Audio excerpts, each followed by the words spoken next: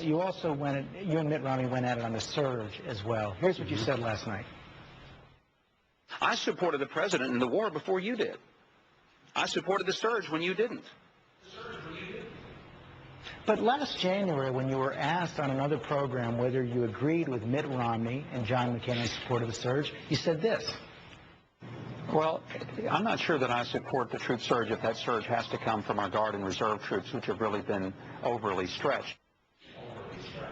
That's a pretty clear contradiction. What I said was that the surge I supported, but the concern that I had was that as the commander-in-chief of the National Guard... You didn't say you supported the surge. You said, I'm not sure that I supported the surge. I've said many times I supported the surge. But remember what I said, specifically Guard and Reserve troops. As commander-in-chief of the Arkansas National Guard, we saw 90% of our troops go to Iraq. We saw them go not once, but repeated deployments. One of the groups, the 39th Brigade, came back, got back in May, and in September had to deploy to the Gulf Coast for Katrina for 5 months. Now they're being called back. My concern is this. We have a very delicate situation developing with our Guard and Reserve troops. We have spread them thinner and taken a teaspoon of peanut butter and put them on a loaf of bread.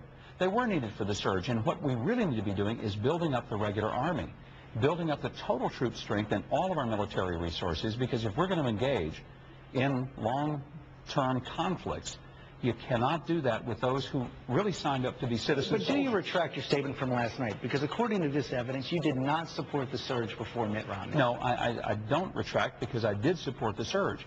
Separate the surge from the fact that I said that we need to have a different approach when it comes to... I don't know how you can have it both ways on that, Governor. The surge did require the Guard and Reserve troops to be used. So you either support it or you don't. And I did support it. But that's not what you said on January 24th. Well, what I was speaking to was the specific overuse of Guard and Reserves over a long period of time. And I do stand by that, George.